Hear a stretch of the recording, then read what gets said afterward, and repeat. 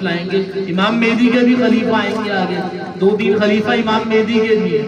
لوگ آخری امام کہہ دیتے ہیں لیکن روایت اور حدیث آپ پڑھیں تو امام مہدی کے بھی خلیفہ آئیں گے آگے. روایتوں کے اندر یہ چیزیں موجود ہیں اگر تعلیم حاصل کی جائے.